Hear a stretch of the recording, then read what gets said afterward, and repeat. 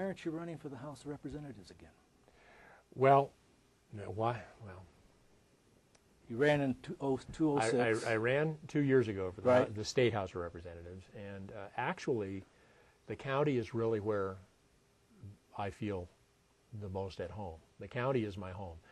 Going to Phoenix, I ran then because because the message had to get out in that campaign. And some things have happened because of it. Laws have been, people that I ran against have supported and written laws that were things that I brought forward in the debates and things. But, I didn't consider it a huge loss to not have to go to Phoenix for 6 months out of the year. I don't blame you. So, and if there had been a county election 2 years ago, I would have run for county.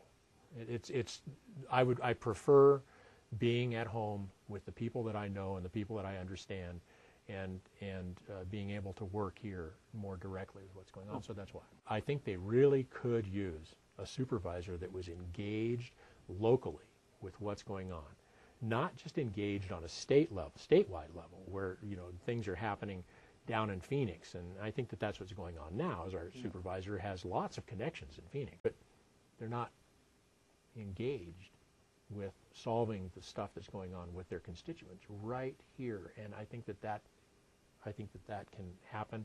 I don't think it's a pipe dream. I think it's a lot of work. I'm committed to doing that kind of work. It's not. It's the hard way. Well, it's not really the hard way. The hard way is to end up in court. It's the right way. It's just if we don't try it, then we fail. And of course, that is one of the issues that's going to be being dealt with in the next Board of Supervisors cycle, is the redistricting of the county. In my mind, that means it's very important to not have, this is my opinion, is to not have all 3 supervisors be Republicans. When you're redistricting the county, I think it's a really good idea to have somebody that is not part of the. Well, you're hoping an independent will. I'm hoping it will. There's only one other person that is there, and that's me.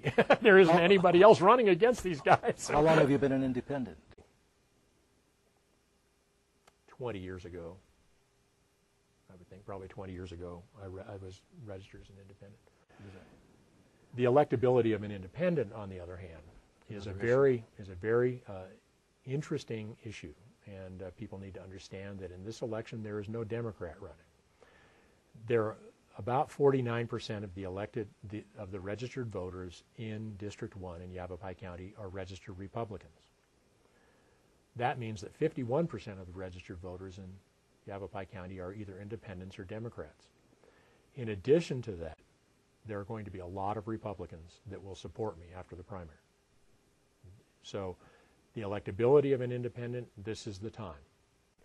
And in Yavapai County, this is the time for an elected official that understands what service is about rather than what sales are about, or what promotions are about, or what marketing is about, that has spent a career working in a service industry that understands that people are what it's really all about. That's why we're here. So this is a hugely electable time. I was told by one of the major players, elected people in this area, when I was running for the State House, he said, just tell them whatever you want, whatever it takes to get elected, because you have to get elected. And I said, sorry, I can't do that. And I'm not going to do that. I would rather not be elected than to be called a liar after I get in because people think that I told them something that wasn't true.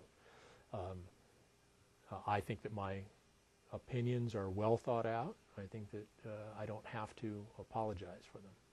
I know what has to happen in order for us to move forward, and it's all extremely positive. But my belief is that an elected official has to be able to govern. An elected official doesn't just have to get elected. It's not even so much the attack ads. That would be one thing, but it's the attack tactics that are really questionable, because they don't just attack the opponent, they attack the opponent's constituents. Right. And we can't move forward if we alienate these constituents. It doesn't matter what group of constituents they are, they have to believe that they have a servant in office, not an enemy. It doesn't help if they won't come in to talk to you if they think that you're the enemy. Issue campaigns and what I stand for, what my opponents stand for, I think that's fine, because I believe without a doubt that I will make the better county supervisor. I know this county. I know the people of this county from top to bottom. This is my home. It's been my home. This is where this is where I've bled and where I've cried. This is it. They're not going to get a free walk into this office in November. They're going to have to fight a homeboy. This is my home.